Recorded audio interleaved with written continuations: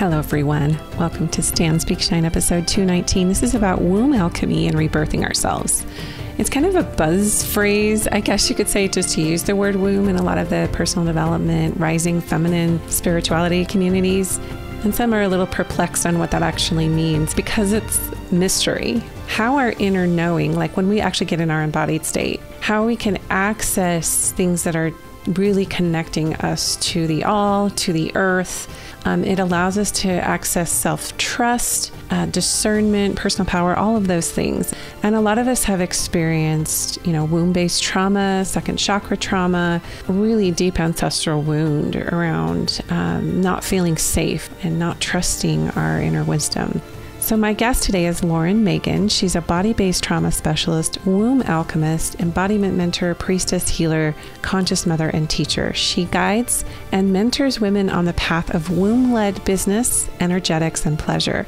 So you're going to hear her talk about her own journey with kind of rising and descending and that whole path of death, rebirth, and creation. But I also share my sacred womb healing experience at Chalice Well in Glastonbury, England in 2021. Yeah, so I think a lot of you will find this episode very, very interesting.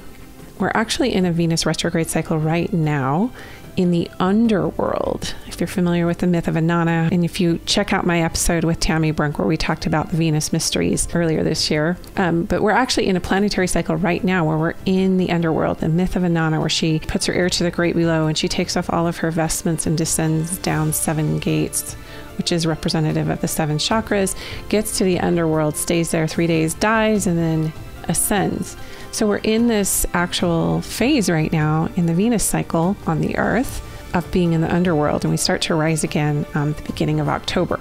So this episode kind of coincides with really looking at, hey, what have I internalized about myself? What can I learn about the traumas I've experienced, and how do I embrace womb wisdom and power for growth in these areas of my life that I want to see healed and magnified? Those of you who follow me on Instagram, I'm always continuing the conversation and sharing images and quotes, and same with my Stand, Speak, Shine community on Facebook. You'll get a freebie for joining. It's just a great way for us to stay connected and continue our conversations and staying part of our tribe, so you're aware of our offerings moving into 2024 and continuing that path of feminine empowerment. So Lauren in Florida, welcome to, I almost said Women Seeking Wholeness because that would have just come right out, but Stand, Speak, Shine, I have to catch myself. Because, we had a turnover with my name and name change. I love it. Yeah. So you are just this beautiful, grounded young mom who has come into the space of an awakening around, I want to say womb power, but it goes beyond just the word power.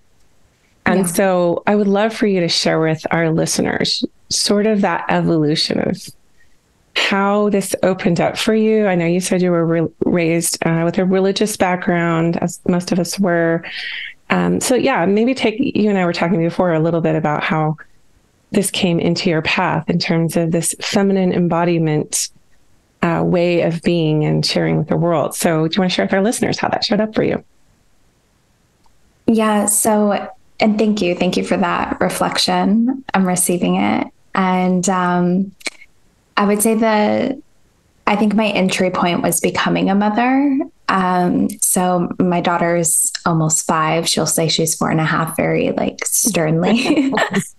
They're so big into age. And, I found out that I was pregnant in a really, I think, unexpected way. I think it was definitely divinely guided, but it wasn't planned. I had been with my partner, my now husband, for about 10 years up until that point, and I was in training to be a flight attendant with a pretty big US carrier. And about 2 weeks into training, I missed my period, and I kind of knew, because I knew when I was ovulating and I knew what was happening when I was ovulating. So I think it was unconsciously intentional between both me and my partner. And Yeah, essentially I left training, and my first trimester was really intense, both physically and then also just energetically and emotionally. I mean, I definitely found myself in like a really dark space.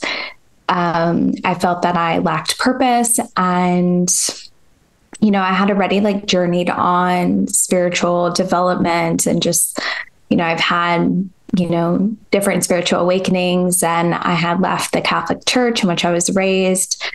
Honestly, in middle school, like I really separated from that. I was like one of the only kids in my class that didn't get their confirmation, and I just never aligned with that path and the teachings. But I was like a rebel in a way where, I questioned God and I questioned spirituality. And then after college, I just got really spiritual and like understanding the universe and all of these things. So everything kind of, this feminine path, it's like this spiral. It's like everything kind of has come full circle in so many ways.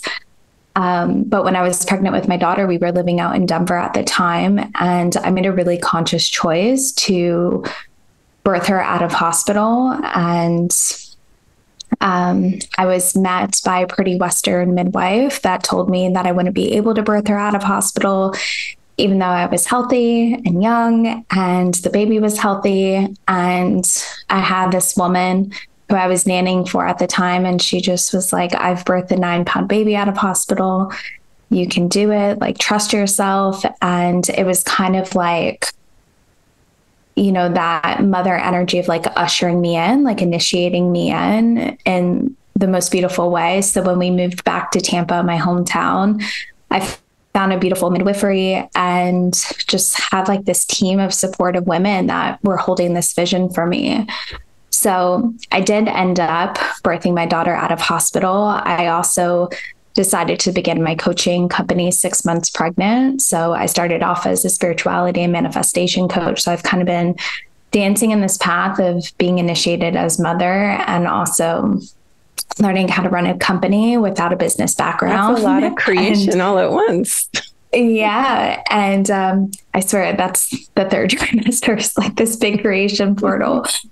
And so my birth experience itself, I think, was like the big initiation into the womb path, because I got to 9 centimeters pretty quickly. And, my midwife only checked because I asked her to. And I essentially stalled out at 9 centimeters, and my daughter ended up flipping on me. So she was, sunny side up, which created really intense back labor for several hours, like I would say like nine hours or so. I mean, I was like in and out of consciousness and like deep in labor land. And I was in the tub, and there was always this point in birth where you think you can't do it anymore. And I like had hit that point of like, you just need to take me to the hospital, like cut this baby out. It was just, it had become too much. And my midwife came up to me and she's like, you need to trust, like you have to surrender.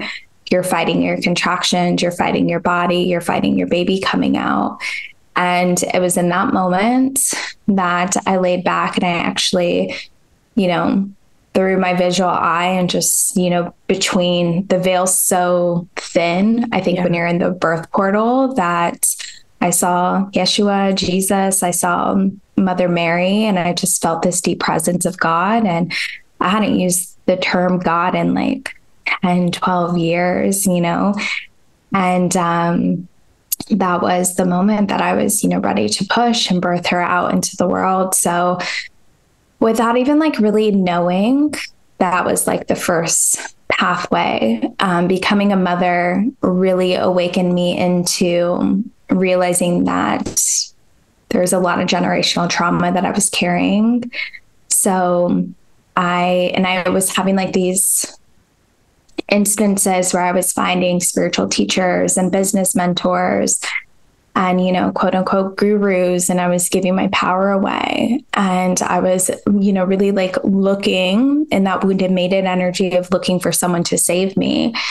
And about 9 months postpartum, I was just like, you know what, like I really need to figure out how to trust myself, how to trust my body, especially if I want to run a company and I have to heal, you know, the trauma of my ancestors and of my lineage for my daughter and for myself. So I simultaneously got trained in somatic trauma healing.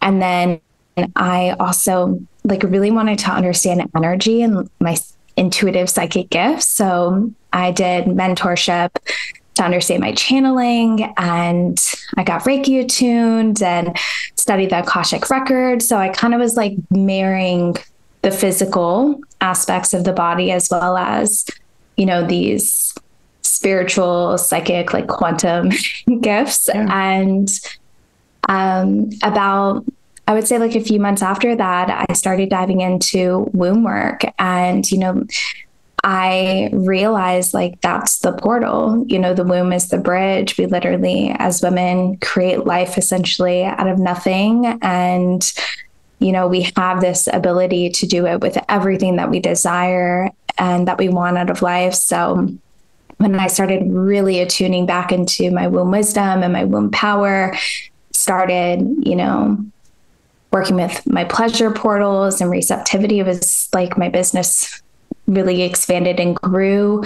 My relationship with my partner healed after, you know, we actually took a year apart. And in that year, I just like learned my body again and learned my desires and who I am as a woman.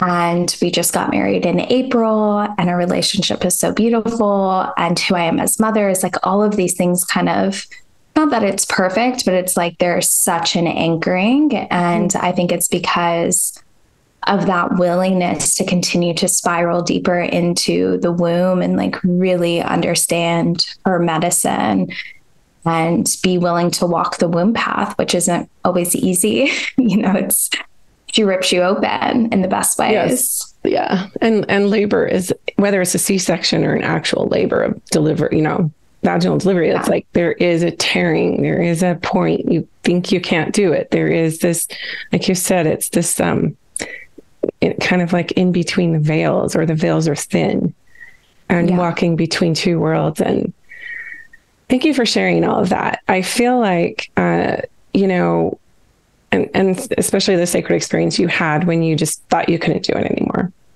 Mm-hmm. And as I've listened to many women tell their stories of why they're in the work they're in, it feels like they get to a point really where they don't know if they're crazy, and I include myself in this, or if they have the wherewithal to do it or the strength. So there's this threshold where you do have to surrender. Like there's no other way. Like you just have to let go. And you hear that a lot. Let go, just let go, surrender. And that was actually a trigger word for me for most of my life, because I thought it meant death. I thought it meant literal crucifixion, and actually it does, but that's another story. But when we're talking about this, as you speak of, there's this portal, there's this fork in the road, if you will.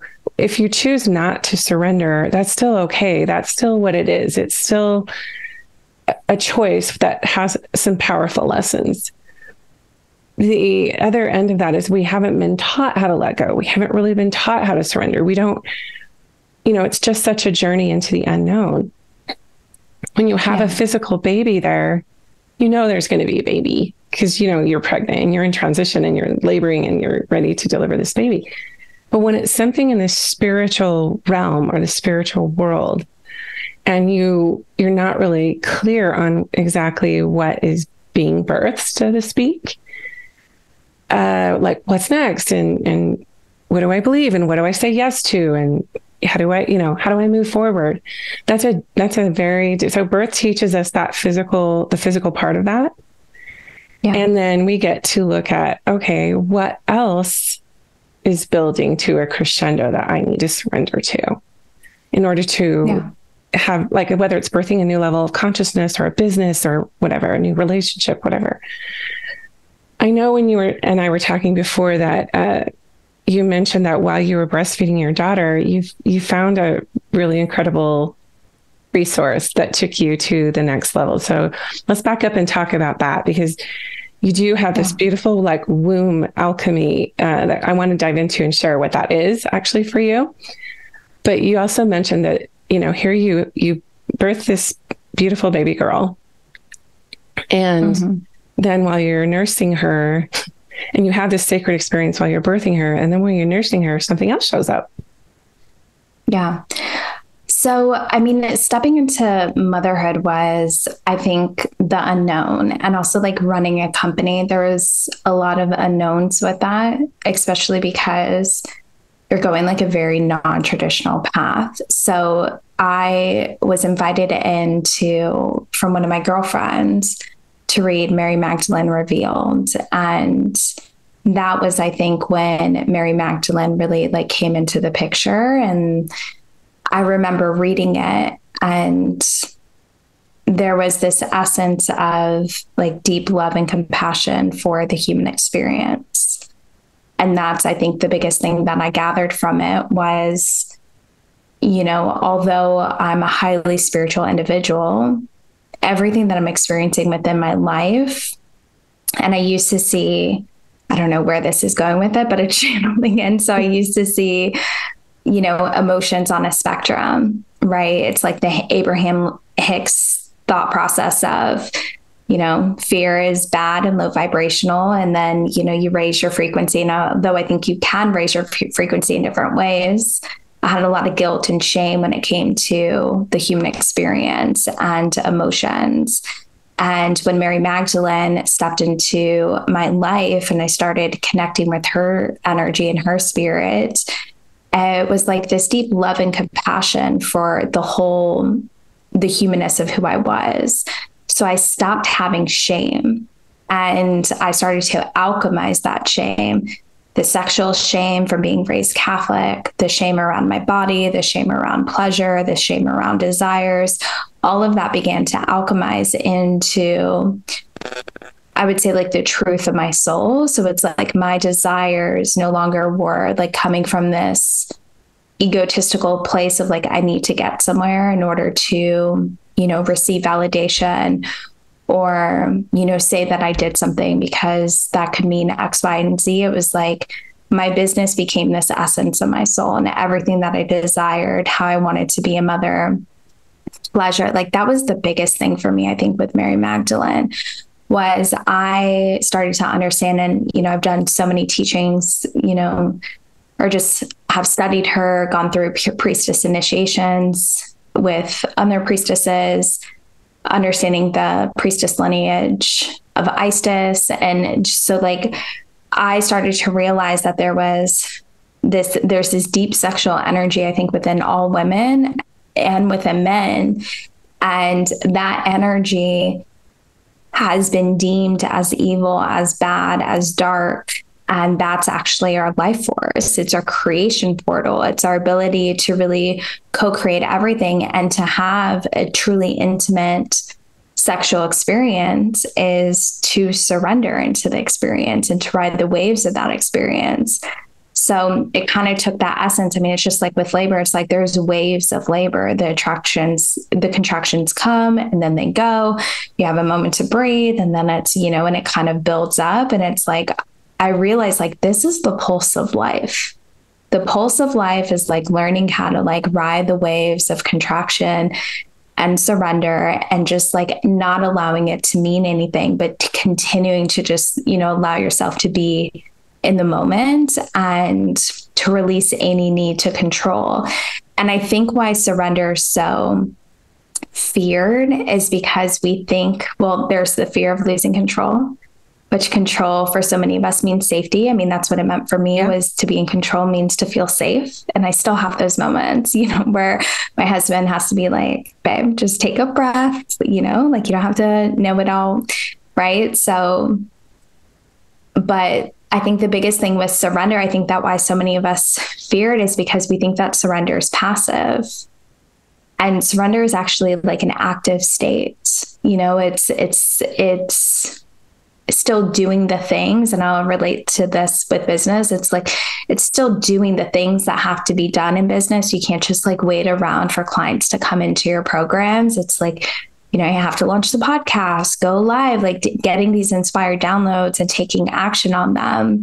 But it's just this surrendered state of like, the divine's going to provide for me and take care of me. And it's not my timeline. It's, you know, the timeline of the universe. And I trust that. And I also trust my ability to co-create in a really beautiful way. I think another thing with like the womb mysteries, and this kind of, I want to speak to this, and let's see if like this kind of goes full because circle. I think a lot of people, I think these words are coming up, you know, a lot of people are talking about them. And I've seen, to be honest, like I've seen a lot of teachers try to commoditize this without a full understanding of what this actually is. So yeah, I'd love for you to share what that means to you. Yeah. What surrender means to me? Well, no, the womb mysteries and what that actually, how that works into our material world, and, you know, just that bridging between worlds really with these mysteries. Yeah. So I always think I wanted to use what you said about surrender and crucifixion, and, you know, the crucifixion. I always think of like the story of Jesus and how he was crucified and then he resurrected in 3 days. And this is actually the power of Mary Magdalene. And she initiated him into understanding the depths of the underworld. And it's the same story with the Nana, where she went into the depths of the underworld and she allowed herself to, you know, get raw and, you know, essentially die in salvation in the sake of someone else. And that allowed this resurrection into, you know, the Ka body, into the light energy. I think that now it's like we go through micro moments of that in our day-to-day. It's like we're constantly, and for whatever reason, whether it's the fact that it's, you know, the earth is like ascending on such a rapid pace, or we're just like all in this initiatory energy where our bodies, and I'll say like our 4 bodies, you know, our energetic, emotional, physical, and spiritual, it's like everything's kind of transcending right now, but we're going through these like micro initiations and these death portals. And to me, that's the womb mysteries, is being able to trust life and death, and being able to trust the darkness, and being able to allow yourself to descend and go into the darkness of the womb, because the womb is dark, right? The womb's dark. She's, you know, moist and warm. And that's the space that we, you know, birth life. But I feel like so many people are afraid of that for whatever reason. Or they bypass over the depth that is there. And it have the appearance that they might be doing shadow work, if you will, or they're incubating in the because like you said, the womb mysteries, like the cosmic womb, there's that. Then there's like, we are the microcosm of the cosmic womb. And so it is dark, you know, outer space is dark. The rich, deep soil of the earth is very dark. When you germinate anything, whether it's birthing a star and that expansion in the space, or whether it's, you know, anything. The very first line in the Gospel of Mary Magdalene is, what is matter? And that is such a deep, deep question.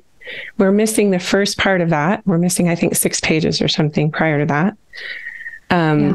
But anyway, I know that this means something different for every one of us, but what we're really talking about is the dark mother. And when I talk about the dark feminine and everything, it just conjures up matter evil. Is the mother. Exactly. Matter, mother, M-A-T-E-R, mother. So there are so many mysteries to this piece, but for me, and I want you to keep exploring on that, but I just want to, for the people listening going, wait a minute, like I was not shown, like I was shown to stay in the light. Okay. Yeah. But that also connotes, whatever the connotates, I don't know the word, that you actually need to turn on a flashlight, meaning you're already in a mystery. You're already in the dark. So for people to say, stay in the light, there's nothing, of course, there's nothing wrong with that.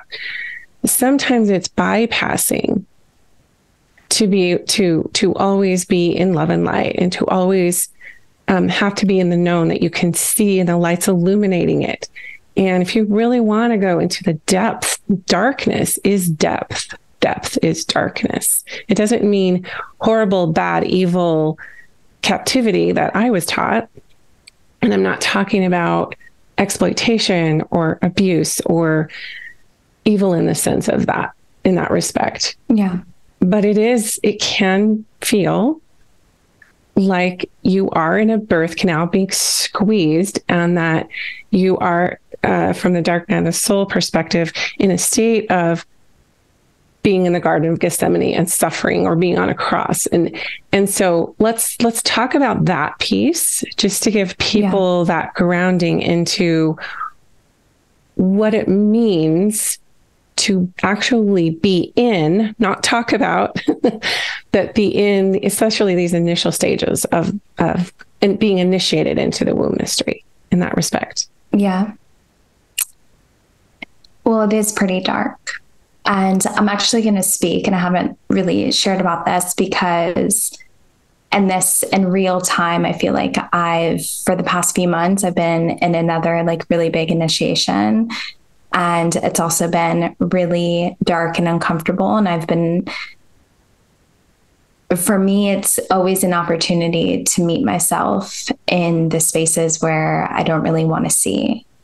So in the spaces where I've held a lot of shame. And I love that you brought up the shadow work piece, because I feel like a lot of coaches and teachers, they're teaching shadow work from a very interesting perspective, where like the shadow's in the mind. And for me, the shadow is actually in the cervix, which is the birth canal. It is the opening into life, into the light, into, just this ability to, birth ourselves back out into the world. But we have to go through the cervix for birth. And so I always do shadow work with my clients, and with myself, I touch my cervix and I feel my cervix, and I sit with my cervix, and I ask her to show me, what are these parts of me that I've been unwilling to see? Where am I, giving my power away? Where am I not trusting myself? Where am I, trying to grasp on to control, and just, and then I like to take it a little bit deeper, because I also know through the womb work that I'm holding on to generations worth of my maternal line. And I think that that's sometimes where it gets really tricky for women, because there's a little bit, it feels like a burden sometimes, where it's like, man, I have to heal this for the women, the women that have come before me. And for me personally, I'm willing to do that because of my daughter and because of the generations to come, but it feels really sticky. It feels really, constricted, I think, within our own body. And we have to, the easiest way for us to alchemize is for us to sit with the constriction and to sit with the discomfort, and to not try to push it out, to move it out. The body's going to do it quite naturally when we just allow ourselves to be in it. It's really fascinating when we actually allow ourselves to be with the cervix, or to be with parts of our yoni, or to be with our body. And we just stay in those spaces without trying to extract anything from it, without trying to get anywhere with it. We just are there with it, with presence, with love, with, intention, and we breathe. We give it what it needs. It just naturally alchemizes. And that doesn't mean it's like a quick fix, like you do the work and then it's completely done. It's like for these past, and this is like the interesting thing, is I've had really amazing experiences these past few months. But for something specific that I'm calling into my life, there's a lot of deep somatic shadow work that I've had to do. And I've had to anchor back into trust and anchor back into my power. And it was so fascinating. I hosted a retreat actually in Sedona for my womb mystery school, Cosmic Rose. And I just got the intuitive hit. What a beautiful name. Thank you. Cosmic Rose. Yeah, thank you. I just got an intuitive hit and actually met with a colleague there, and her boyfriend suggested this woman to go receive healing from. So my husband went and he received healing. while we were hosting the retreat. And I decided to book a session on the last day to, clear my field and just to receive after holding the space. And she ended up doing, it was like a blend of shamanic healing and craniosacral. And she was a bit of an elder. I love receiving from elders because there's like such deep wisdom and, that crone-ship. And she did a lot of work on my right side, and she did a lot of work in my womb. And I could feel it. She called in the spirit of my daughter, and that was like a very intense release. And she reflected back to me. She's like, you're doing the womb work because this is your path. This is what you're being asked to heal in this lifetime.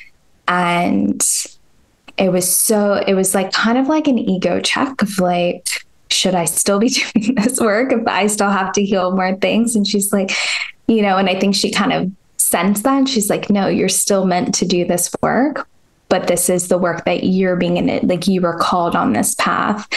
And it was just, and what came through on that. And this has been something like the theme of my healing, the theme of my bleeds these past few months.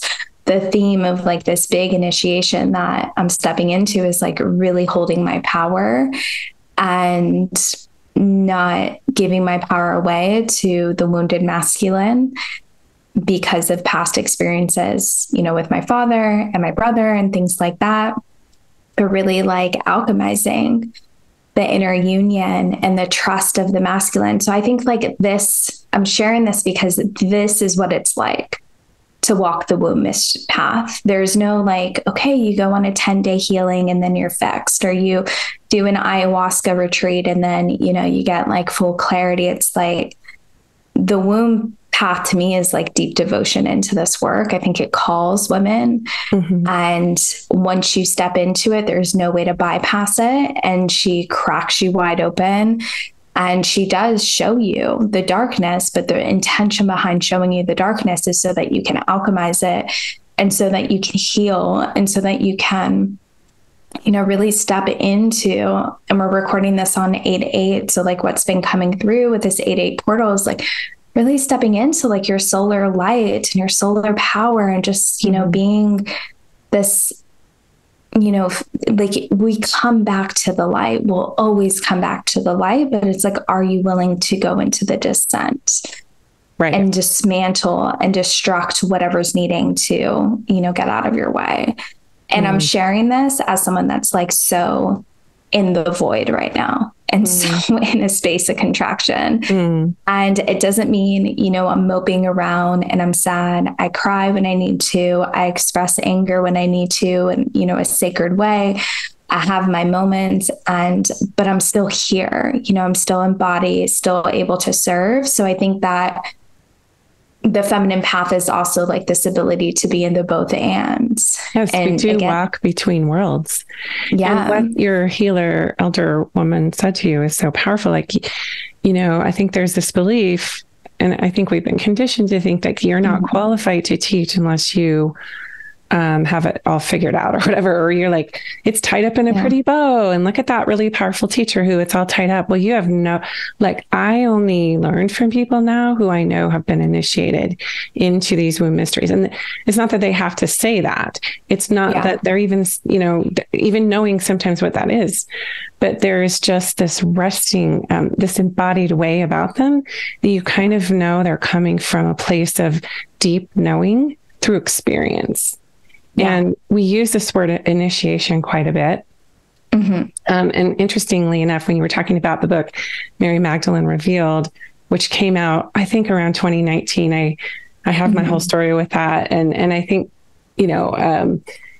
there was something about 2017 to 2019 where this really just Mary Magdalene's consciousness, archetype, historical presence, like it all came into the field of human consciousness, like to a lot of women and men, I will say, all over the world, especially if you have a Christian tradition or you were raised in a church, into like healing sexual shame and childbirth and these womb mysteries and what it means to be initiated and embracing the human chaos and messiness and not buying into the shame story. That's where she seems to come in for a lot of people in this color red, blood and fire. And so it's very cauldron-like. It's very invitational and powerful and loving and fierce. And I wanted to insert that there. And I think you and I are both like, if you ascribe to kind of the old models of, hey, everybody, I'm going to show you how to do it. Like, or, hey, let's work really hard and get this goal. And it just, I hate to use the word toxic masculine, but that's what it is. And it lives in each of us. And you said you had issues on your right side of your body. Mm-hmm. Usually we can look out and say, oh, it's out there. There's so much, but we've internalized it. And it was showing up in my body, my right side of my body, like crazy. Right hip, right foot, right breast, right everything. The right ovary. I just taught and I do temples, and essentially in cosmic rows, each temple is a descent into the feminine body. And the last temple and like I let it channel in, and the temple that I just taught was all about the right ovaries or solar ovary and like the inner masculine. And I work with so many women where that's where they have cyst, or, they'll get like the twitching in their right ovary or a lot of pain there. Mm-hmm. And it's that imbalance of the masculine and feminine, and this relationship we have with the wounded masculine or the toxic masculine, and like that control, the overbearing, the aggression. And what's like we're fighting inside of ourselves, and we're also a reflection of the culture. So a little bit of my history with this. So before I had children, I would get a lot of cysts on my ovaries. One time I had one the size of a lemon. One time I had one the size of a grapefruit. Surgery, both times, laparoscopic surgery. And one was on my right ovary and nicked one of my fallopian tubes. And they told me I would be at risk for an ectopic pregnancy. But anyway, so then I have a C-section after that. And then I have 3 vaginal births. And then I had 4 miscarriages in a row with D&Cs each time. Wow. And so they had a lot of trauma. And by the way, the children that I delivered in the natural way, you could say, were really, really hard because my cervix would not dilate. So I had to have Pitocin even my son that was 10 days overdue. Wow. It was just so much intervention and so much of me not knowing. Like I look back and I feel really bad for myself. Like I wanted children so badly, and I didn't trust my body. I wasn't really shown how to surrender, even in Lamaze and those things I took. And from a spiritual, I guess from a spiritual standpoint, and I just trusted the medical professionals and all of that. And so each time I had all this trauma, and so it wasn't until a couple years ago that I really looked at what was going, and this is after me having all these awakenings and doing all these mystery schools and teaching and podcasting and the whole thing and writing. But I finally reckoned with this trauma, and I was at Chalice Well, actually, in Glastonbury. Wow. And I, for the first time, and this is all connected to the Magdalene and, Glastonbury, it's in and of itself is kind of this mecca for, as you know, just feminine mysteries. And it's considered like the heart chakra of the world. And I was in a mystery school, and this was our culminating trip. And I had one other American there besides me. They were all these beautiful European women who were sort of understanding this priestess path. And we were all had this heart of service. And so I'm standing over the Chalice Well, and for the first time, the white spring, and there's also a red spring there, but I just felt purity. I felt my true essence, and had a womb blessing, and it was just really, really beautiful. I have a lot of ancestors from England, so I was able to channel my ancestresses who had varying degrees of trauma of coming to the US under false pretenses and all these things. But I share that because there's intergenerational trauma that rests in that region, but it's also our portal to power, as you mentioned. And one of the things that's been so hard for me, especially on the deconstruction path, and maybe you can speak to this as well, is that there's a persecution that ensues when you go into the space of the unknown, that people from more dogmatic systems or institutions who are still part of that you can't trust yourself paradigm and you're going to be overcome, and it's just that there's a persecution, and that's the best word I have, of see, like, your life's kind of falling apart. If you were really in the light and you were really making the best choices, you wouldn't be having this pain or be in this dark place. So I cannot tell you, every single woman that I have talked to who has tried to claim her voice and her power, there has been a person, even especially I would say by other women. Yeah. So do you want to speak to that a little bit and what that's about? Yeah. So I think a lot of it has to do with how women in their power have been treated for centuries. And I think Mary Magdalene's a beautiful example of this. Mary Magdalene was a woman deeply in her power, and she was the beloved of Yeshua, and she also had a lot of courage, knowing, even when she met him, that he would die and he would be, and what that would create. I mean, depending on what you believe, I believe she was pregnant when he died and she had to go into hiding, and she went in hiding for the rest of her life. And that's the story of women. The story of women is that we have to go into hiding. And if we claim our power, then there's a fear of us being persecuted.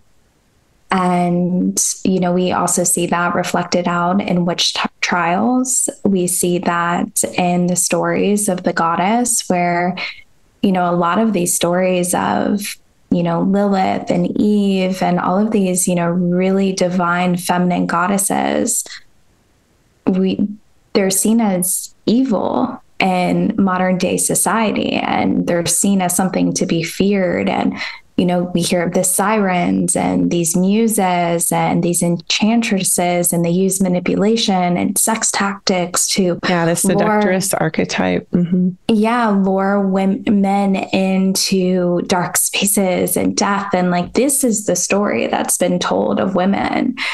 And so and I really, think that's she is taking him. Eve is taking Adam by the hand and giving him the apple. As women, we are taking our divine beloved partners, and we are, just as Mary Magdalene was initiating Christ prior to his burial or crucifixion, we are taking the masculine, the divine masculine by the hand and taking them through thresholds and deepening into emotion and deepening into shadow. And so with the intention, though, and this is where it gets, I think that this is where the illusion lies, is that it's with the intention to come back into love and come back into the heart, so that the masculine can lead from heart rather than leading from this space of control and, overtaking, and just this space of, the wounded, this, I don't like saying dismantle the ego or allow the ego to die, because I think the ego plays a really important role in our lives and keeps us safe and all of these things. But it's coming from this really egoic space that doesn't care about society, doesn't care about children, doesn't care about women, or things the earth. like that. Yeah. Or the earth, just the mother energy in general. So what I see with women that have a lot of the symptoms that you had of hard childbirths, a lot of trauma, a lot of within pregnancy loss. The ovarian cysts, just all of these different ways in which this trauma is manifesting in the physical body. And it's manifesting in a really interesting way right now, because we're seeing it on such a global scale with high levels of infertility.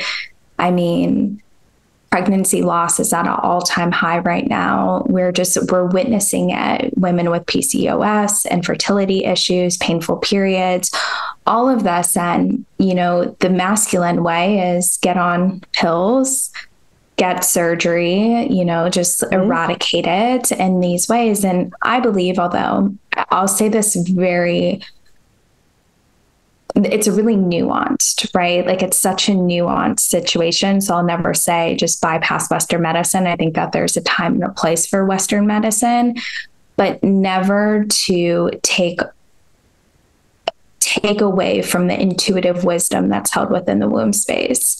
And I believe that if the womb is speaking out in those ways, then that's the womb essentially crying out to be heard and seen and to be reconciled with. And there is a deep burden right now on women at this time to do this healing, because essentially it's now or never. And it's all culminating to this place where, really, and I love this imagery of a midwife, because I look at my mentors who came through when I was in this dark feminine cave. They midwifed me through that. And it's so gentle, but it's also so fierce. And they were very bold with me. Yeah, please do. Yeah. It's very. I want to talk about the midwifing, because that's how I feel. That's how I feel as well with my mentors. And that's why I think, whereas when I was in a wounded feminine space and I was looking for someone to save me, and there was no room for midwifing, because I was looking at these coaches and these mentors as the end all be all and the saviors to come in. Whereas the role of a midwife is not to save a woman from labor, the experience of labor, just like the role of a midwife in these big transitional periods, these big thresholds, even within business. Like I see myself more as a business midwife rather than a business coach. That's how I feel about what I'm doing too. It's like a guide. It's not a And we usher women through the threshold. We usher women into the birth portal. We usher them into full possibility of what gets to be through them. And with it comes this ability to, witness them in the contraction and the expansion, and to hold them with fierce love and compassion, and also to call them forward as their most powerful selves so that they can, take this, path and run with it, so I love that you brought that up, just the midwife thing. Because I'm like, it just speaks so much, I think, to this work. And, I've seen so much in the coaching industry. And I think I had that experience so early on in my coaching industry where I gave my power away.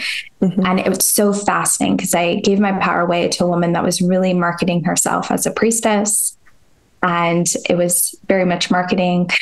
And I held this woman at high regard, like she's going to be the one. And she made a lot of money. And I see so many women doing this. And it's just like, to me personally, I don't want to save anyone. I just want to be there to support you. And and I feel like I had that experience. And this is the potency of initiations. It was an initiation within itself, because I had this experience where I gave my power away and I was deeply disappointed and hurt, but it was like this call to action for me to learn how to trust my body, to trust myself, my intuition, and just to have discernment. And I had never known that. So I think as well, kind of like tying this all together with this deep persecution that we feel is, I think we have to have a little bit of like discernment. If I see a woman that's in the darkness and life is chaotic and, things feel as though they're falling apart, or, I work with a lot of coaches and entrepreneurs and healers. So maybe they haven't signed a client in a while. Maybe their business is feels like it's catching on fire. I just see it as it's an opportunity. Trust the pivots, trust the changes, trust yourself. And it's just a call for you to anchor back into your power.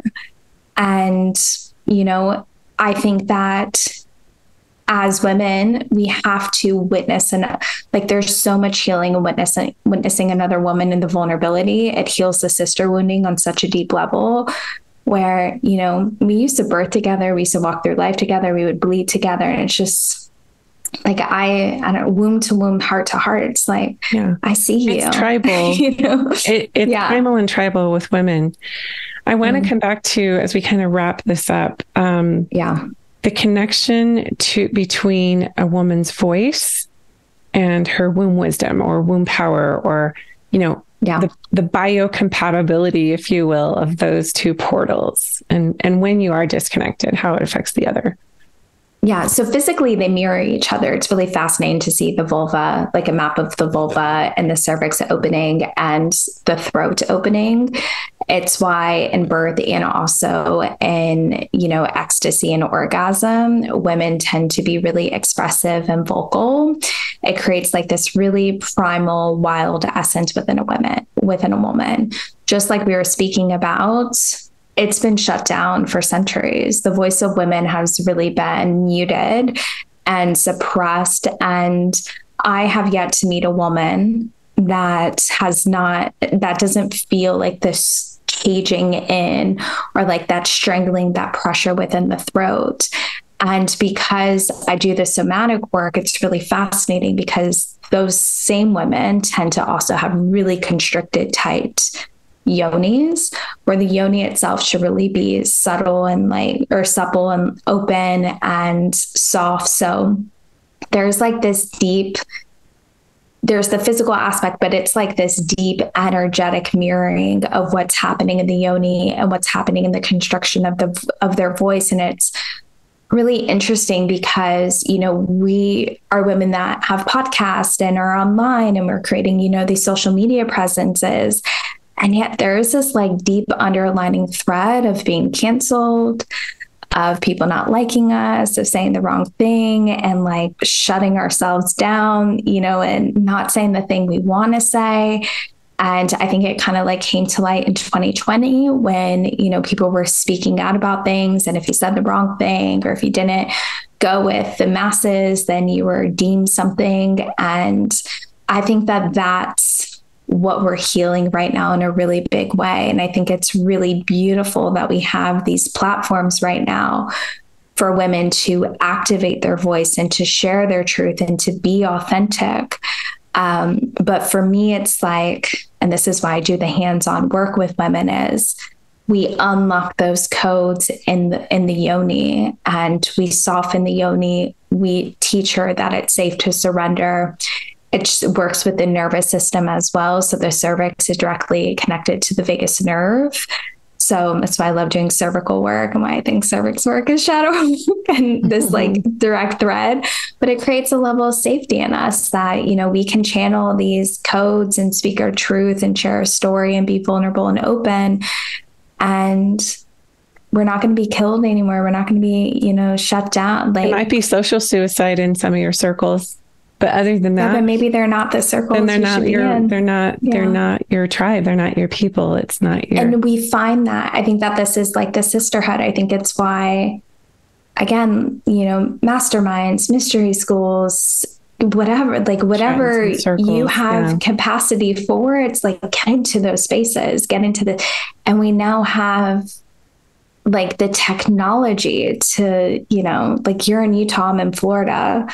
I feel like we've definitely been priestesses together, walked this path for many lifetimes together. And here we are having this conversation. So I feel like it's healing right now. And I feel like it's healing in a really big way. And I remember, I'll end with this. When we first moved out to Colorado, I went to Boulder Psychic Institute to receive a reading from one of the trainees. And she had her eyes closed the whole time. And she did like a chakra channeling. And it's so fascinating because she told me my root was completely shut down. I was like, how do I work with my root? So obviously the thread is there.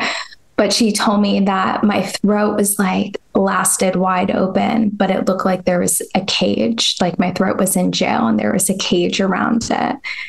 And she's like, again, it's the masculine. She's like, it feels like this masculine has just locked your throat away.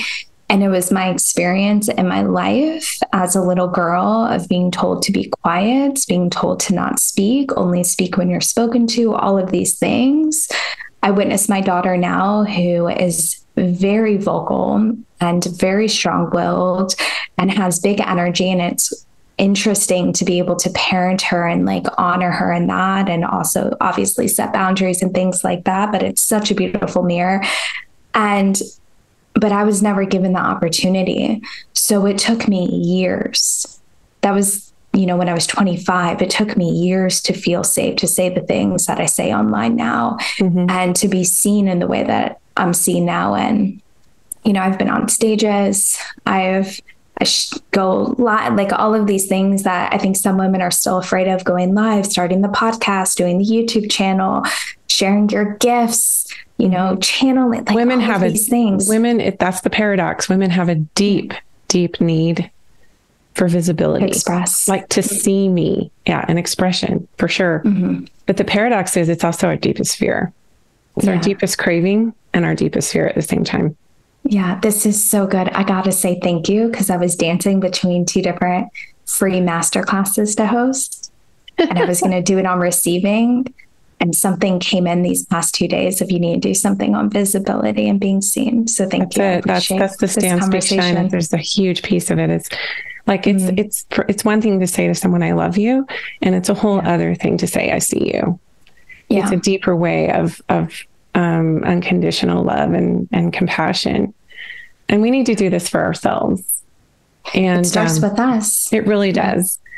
Well, this has been so great, Lauren. And I know you have offerings coming up, and you're in this, even though you are in maybe a new germinating period of your life, or you're kind of in an unknown void. Thank you for showing up, because that's when you get the clarity. You know, it's when you get the clarity, is when you are vulnerable and you are, you know, voicing. So that's where you get your knowing, is through the voice. Yeah, it's meeting my edge and being in the unknown and in the season of the void, and also still being seen and showing up and just being authentic and vulnerable. And I think that's where the surrender comes in. It would be really sad if I was just in bed crying, feeling sorry for myself. Sometimes you need days like that, though. I'm like, well, I definitely have days. I had a moment where I just, in the kitchen, I was with my husband, and I had a tough moment with my daughter, and I just melted. I melted in the arms of my husband, and my daughter was right there just witnessing me melt. And, and what's so fascinating is it deepened the intimacy with each one of us, because I allow them to see me rather than carrying that burden. So there's a lot of lessons right now I feel like I'm learning. I mean, I'm 30. I just turned 33 in June. I feel like it's my Jesus year. It's your Jesus year. Yeah, I'm trusting. That's when the ministry starts. There's something about that portal. So I'm just trusting, and I'm in a portal, and it's going to deepen my work, my ability to serve women. And so I'll let myself be here for a while, and I'll be okay. Beautiful.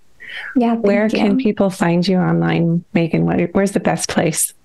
Yeah, so you can find me at I am Lauren Megan, and just on Instagram. Yeah, and I share a lot of stories. I just started like an inner circle channel, like broadcast channels. So I plan on sharing downloads and channels there. And my intention is just to really grow my Instagram community. I have a YouTube and a podcast as well. The podcast is called Womb Wealth and Wellness. And you can also find all of my offerings. I have the mystery school and also a mastermind right now. Amazing. Thank you so much for your time today. This was beautiful. Thank you. Thank you. I appreciate it. I hope you enjoyed this episode. And I just wanted to add that sometimes the wounds and traumas that we experience are our greatest teachers, and they don't always get removed from us because we need the wisdom of the lesson. And that's kind of how I see womb chakra and second chakra healing and trauma from a collective and a personal standpoint. It reminds me of that scripture in 2 Corinthians when Paul is talking about having a thorn given to him in the flesh. I feel like the deeper teaching of that is that we can ask for things to be removed, but sometimes they're kept there so that we have compassion and empathy, not only for other people who are going through the same thing, but for our own selves, to keep us connected, to keep us real, to keep us grounded in our bodies and embodied in general. A lot of these teachings are deep wisdom teachings that we see in scripture that have really been convoluted about our own unworthiness when in fact they are our means to be empowered. I hope you will check out Lauren Megan's work on laurenmegan.com. Follow her on Instagram at I am Lauren Megan. Stay connected to us on all our social channels, and remember that the power is in you, and that everything that you have walked through and experienced is helping you merge that duality and come into more peace with your wholeness. Have a glorious couple of weeks, and we'll talk to you next time on Stand, Speak, Shine.